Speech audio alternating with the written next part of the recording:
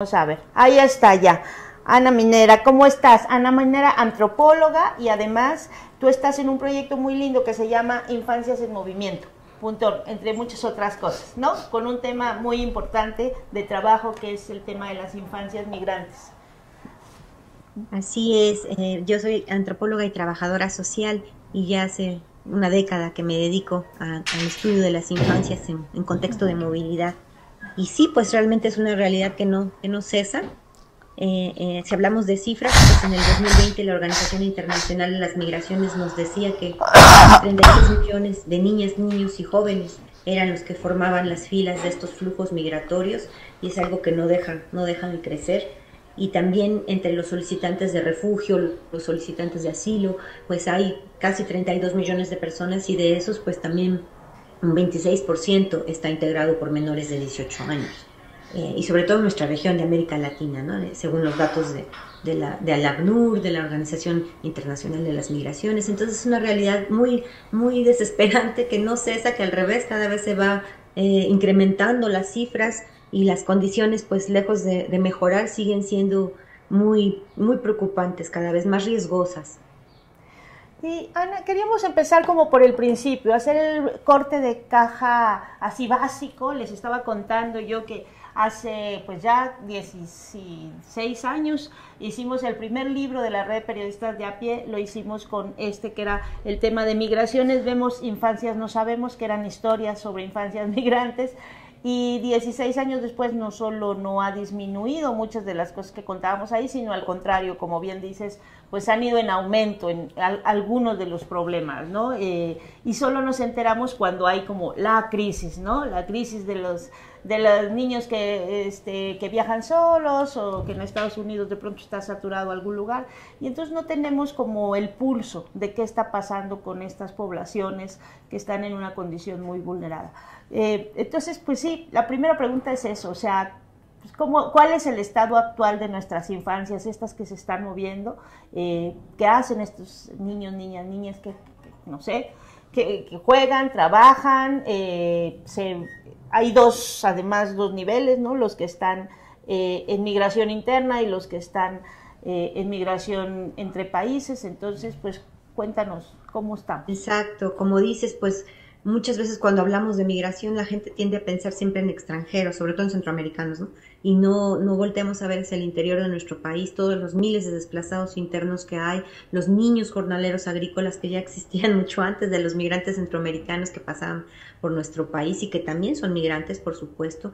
Entonces, en efecto, sigue haciendo falta una política pública con este enfoque en materia de niñez, en materia de juventud, porque tienden a ver a la migración infantil como si fuera un bloque homogéneo, cuando en realidad pues estamos hablando de una gran diversidad o heterogeneidad de infancias, ¿no?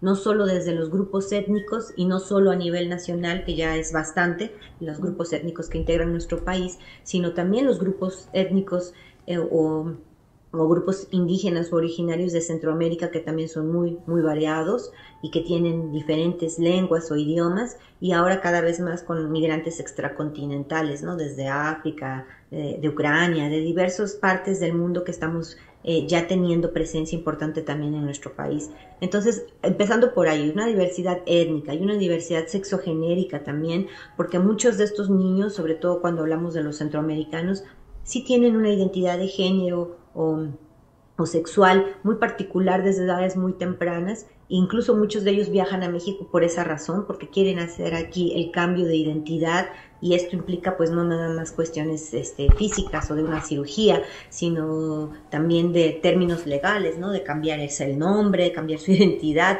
si son hombres y ahora quieren ser mujeres, en fin, y eso implica pues una serie de necesidades muy específicas en cuanto a lo legal, al acta de nacimiento, que obviamente son muy complicadas, ¿no? Engorrosas también. Y bueno, también están las infancias o adolescencias diversofuncionales, que también en las caravanas hemos visto la presencia de menores de edad que tienen algún problema o discapacidad física, o que bien la sufren durante el trayecto al exponerse ante los riesgos del tren, de la bestia, o de la picadura de un insecto, o las bajas o altas temperaturas en las zonas que transitan.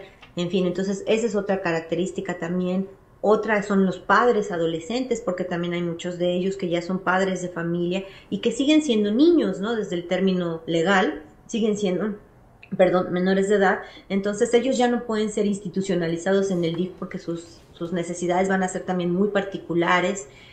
Entonces sí, hablamos de una gran heterogeneidad y además también desde el punto de vista del estatus migratorio, ¿no? Si es que viajan acompañados, si es que viajan no acompañados, si es que son separados, que esta es otra categoría legal también, porque pueden venir con algún familiar, algún tutor o algún adulto que los acompañe en el trayecto y también ante las diversas circunstancias del riesgo, a veces de circunstancias medioambientales o algún accidente que también puede hacer que se pierdan en el camino unos de otros, que se separen, y también las políticas migratorias, ¿no? La misma policía o autoridades migratorias que muchas veces los separan sin importar que sean familia, y entonces ahí es otro tema porque para que vuelvan a reunificarse es muy complicado. Entonces son muchas las categorías y entonces por eso lo importante o lo trascendental aquí sería analizar caso por caso, porque cada niño es una historia específica, particular, con necesidades diferentes, y dependiendo de eso es que también se tiene que hacer el acompañamiento o seguimiento que se les dé a sus casos, ¿no? Que sí tiene que ser desde el interés superior de la niñez, pero no desde el punto de vista teórico, sino realmente práctico, ¿no? O sea, tomar en cuenta la opinión de ellos, de la capacidad de decisión, lo que les preocupa, lo que les interesa, para determinar qué es el mejor camino, opción para solucionar las problemáticas que enfrentan, porque muchas veces las autoridades pues creen que al devolverlos, al retornarlos a su país, ya están haciendo una buena acción, porque si vienen solos, creen que lo mejor es para un niño o una niña menor de edad estar al lado de sus padres, ¿no? Y muchas veces son las propias familias los que los violentan, entonces se les regresa a estos escenarios de violencia de múltiples tipos de los que vienen muchas veces huyendo. Ana, buenas tardes, te saluda Isabel Briceño. Me gustaría preguntarte respecto a esta categoría de las infancias que viajan solas. Hemos visto diversas noticias en donde se ha comentado que ha habido un incremento, ¿no? de estas infancias que viajan sin un adulto que los acompañe o que esté cercano. Entonces, me gustaría preguntarte cuáles son las condiciones a las que se exponen viajando de esta forma y como sociedad, ¿cómo podemos apoyarles?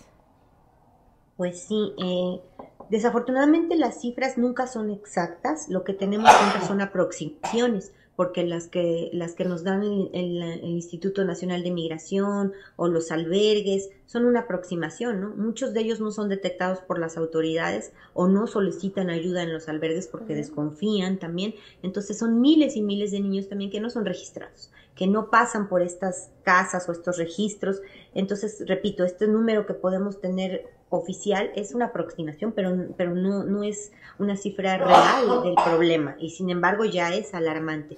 Obviamente ellos al venir sin la compañía de un adulto, pues sí se exponen todavía a mayores vulneraciones, y podemos hablar desde las físicas, ¿no? Desde el que por la condición de su desarrollo físico, biológico, dependiendo de las edades, pues no van a tener la misma resistencia que un adulto para caminar grandes distancias o para atravesar el desierto o para subirse a un tren, en fin. Entonces, algo que se ha visto ya también a raíz de la pandemia para acá es el incremento en el tráfico de personas y en la trata de personas. Y obviamente los niños se ponen ahí como carne de cañón, ¿no? O sea, representan el grupo más vulnerado en estos temas, y que también por lo clandestino de estas actividades es tan difícil de que podamos tener un registro certero, ¿no?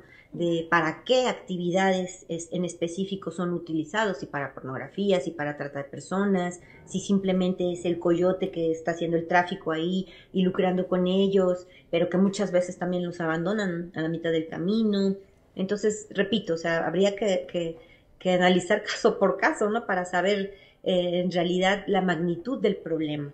Sin embargo, pues sí, son múltiples riesgos los que ellos enfrentan, no nada más por cuestiones medioambientales, sino sobre todo por esta mirada adultocéntrica que ustedes también en algún momento ya mencionaron, ¿no? Esta lógica que tenemos los adultos de decidir por ellos, de creer que estamos haciendo lo que más les conviene, cuando muchas veces no es así. Y también pues el explotarlos, como este caso del trabajo, ¿no? Cuando son niños indígenas se cree que sí, están acostumbrados al trabajo, y sí, pero desde una óptica que tiene otro concepto totalmente distinto, ¿no? Más vinculado con las cosmovisiones, con culturas indígenas, con una transmisión de saberes tal vez intergeneracional que no es la misma de un niño de una zona urbana o de una zona moderna. Entonces son múltiples factores los que se relacionan, ¿no? Y pues sí, definitivamente que los que vienen no acompañados pues son más vulnerados, tienen mucha más posibilidad de ser vulnerables. Pero aquí también hay que poner mucha atención en este concepto, ¿no? Que esto es algo que no es que ellos sean vulnerables per se, ¿no? O sea, son vulnerados porque esto es parte del sistema y esto es algo que ya se ha institucionalizado, se ha legalizado y hemos normalizado también como sociedad.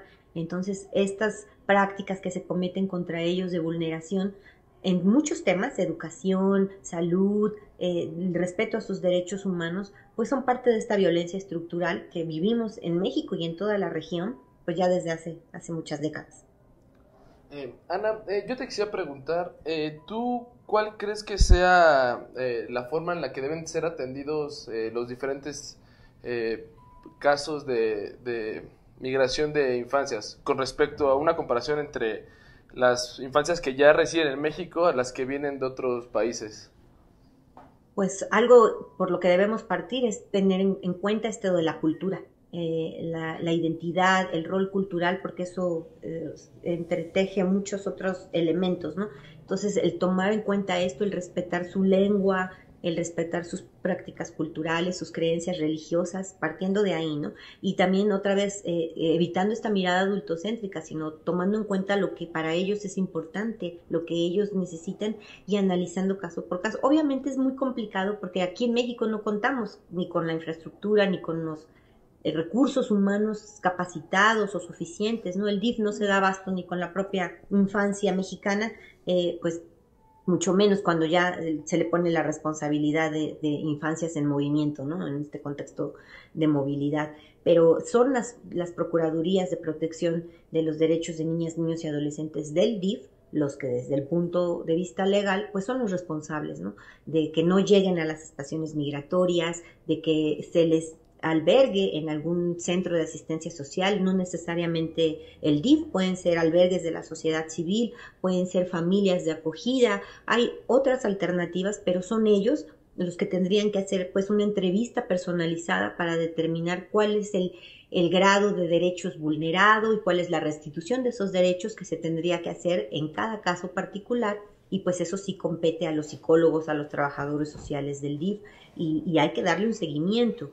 Pero desafortunadamente lo que ocurre es que se lavan las manos y unos echan como que la bolita o la responsabilidad unos con otros, ¿no? Porque el instituto dice yo no tengo recursos y a partir de la reforma a la ley ahora le corresponde al DIF, se los avienta al DIF, pero el DIF siempre dice no tengo infraestructura ni recursos suficientes y entonces los canaliza a los albergues de la sociedad civil. Y con este tema que les menciono del tráfico y la trata de personas, lo que ha ocurrido es que ya ni en los albergues están seguros, ¿no? Porque muchas veces están ahí cazándolos o ven la oportunidad de engañarlos también y los extraen de estos albergues, o los niños por su propia voluntad se quedan de ver tal vez con algún traficante que obviamente les está engañando, les promete cosas falsas, y entonces o escapan de los albergues o se van por su propia voluntad también con estos personajes.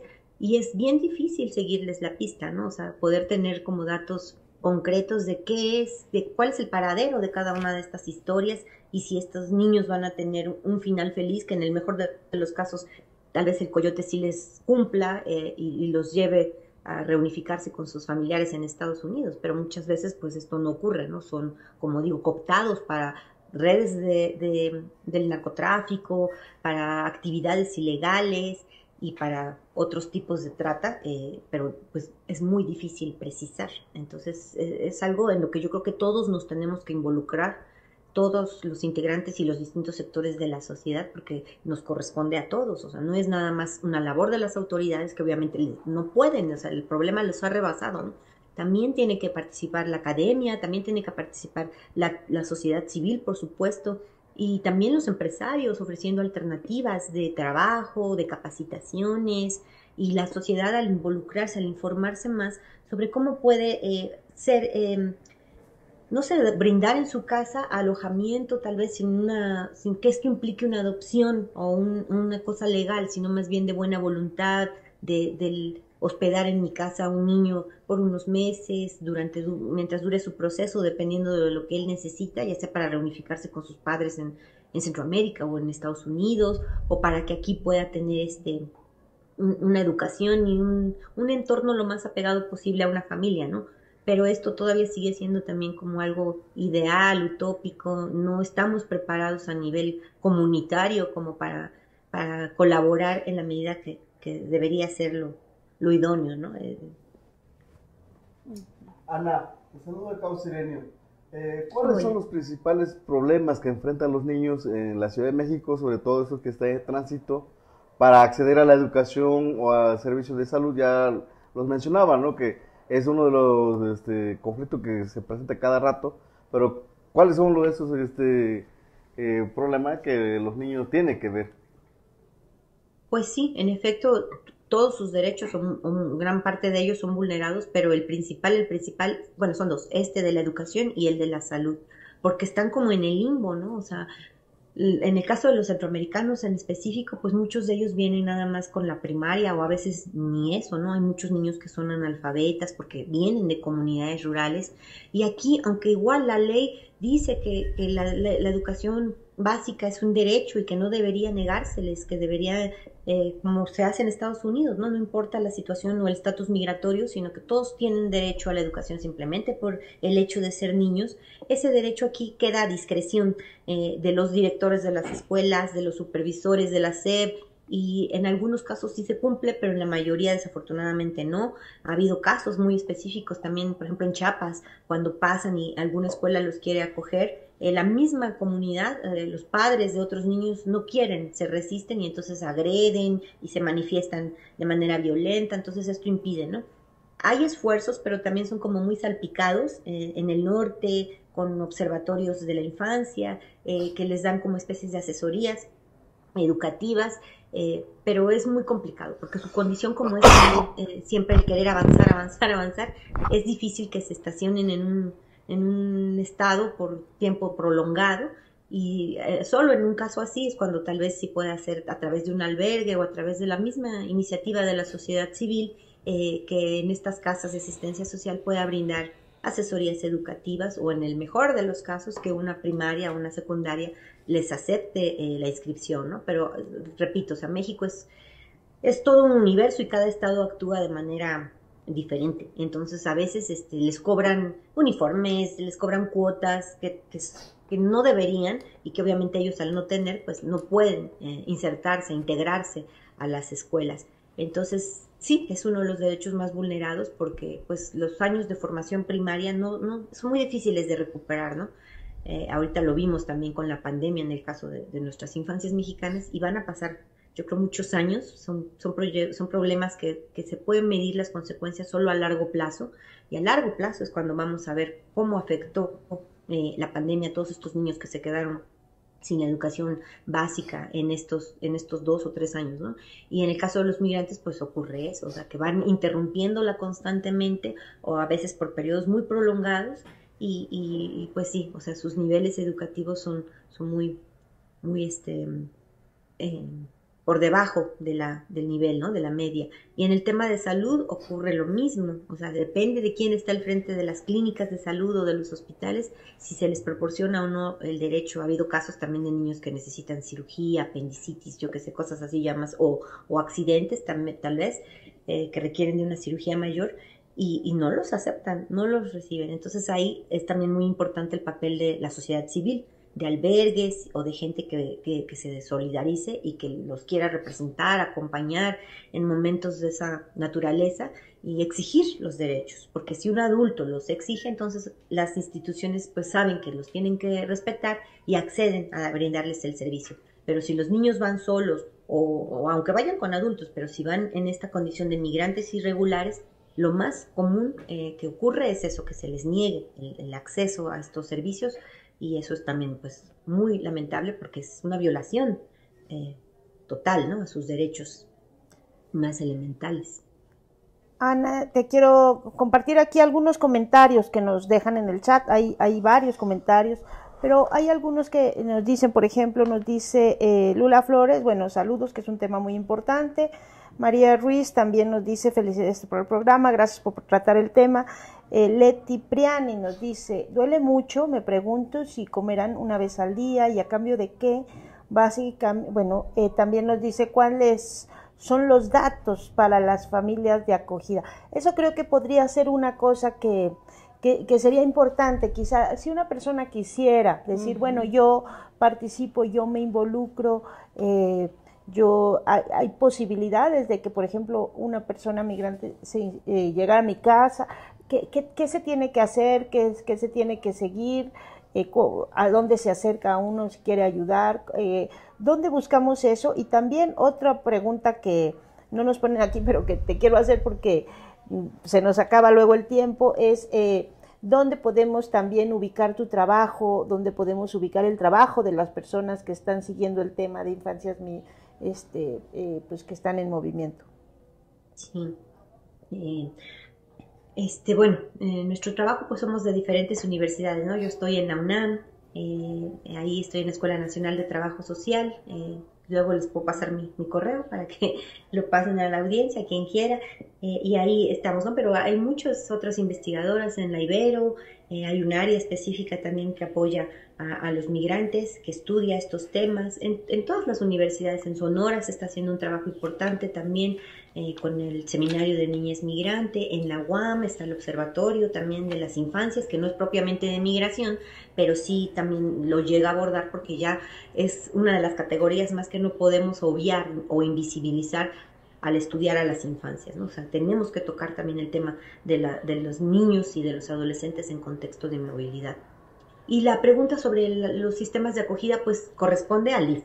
A quien tenemos que acercarnos es al DIF, específicamente a las Procuradurías de Protección de Niñas, Niños y Adolescentes, y con ellos, ¿no? O sea, con ellos hacer este seguimiento, porque tiene que ser obviamente acompañado, eso desde el punto de vista legal, ¿no? Obviamente, para que pues se haga un estudio también a la familia o a los interesados en participar en esta propuesta que ya existe desde el 2019 en el papel, para que pues haya acompañamiento de un trabajador social, de un abogado, para que se vea si la familia es idónea, si corresponde a las características que se necesitan, si el niño está de acuerdo en quedarse con ellos, en fin, ¿no?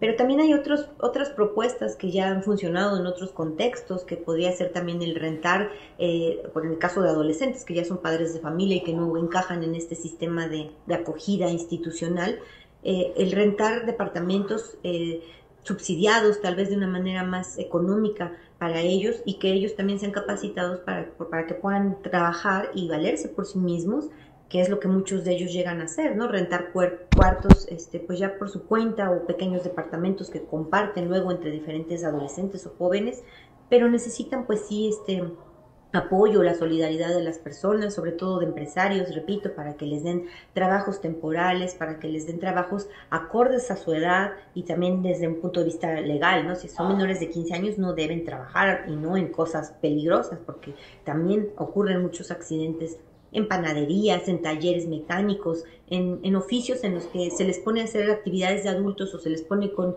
herramientas que ellos pues no pueden manejar por sus edades, por su peso, y que terminan en tragedia, ¿no? Entonces, obviamente que sí tiene que ser supervisado esto por adultos, pero hay muchas maneras, también el acercarse a los albergues, el donar su tiempo, el ser la escucha para todas estas personas, no nada más niños, también los jóvenes o los adultos, el brindar lo que, ahora sí que el expertise, ¿no?, de cada uno, desde el contar un cuento, desde hacer un taller, desde si yo soy estudiante de odontología y puedo prestar mi servicio social en materia de salud bucal, o en información sexual, por ejemplo, de prevención de enfermedades, uso del condón, todas estas cosas que son tan necesarias para ellos, ¿no? En todos los temas, en temas de salud, de derechos, de educación, también el brindar asesorías educativas. O sea, yo creo que cada uno puede hacer, aunque sea un poquito desde donde estamos, y una de las maneras es esa, compartiendo 1, 2 horas a la semana o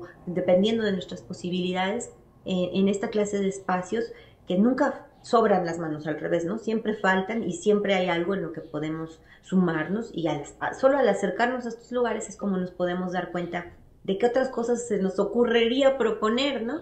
Porque a veces es muy fácil hablar, pero también pues necesitamos ver el contexto, ver qué edades hay, qué casos particulares, qué historias, para saber también cuál es la mejor ayuda que se puede brindar en ese espacio en particular, porque aunque sean albergues, también no todos son iguales y no todos los espacios son iguales.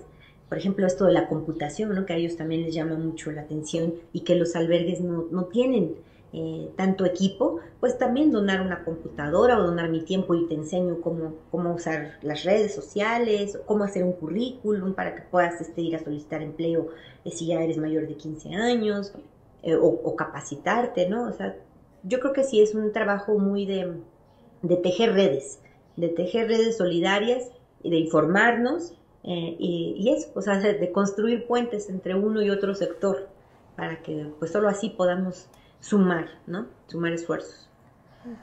Ana, pues muchas gracias. Nos acaba el tiempo, siempre es muy grato. Te agradecemos mucho que pues le dediques este espacio para hablar de ese tema con la audiencia de Pie de Página. Para nosotros es un tema muy importante, central, y ojalá puedas estar con nosotros también en otras ocasiones. Pues al contrario, muchas gracias por la invitación. Buenas tardes a todos. Gracias.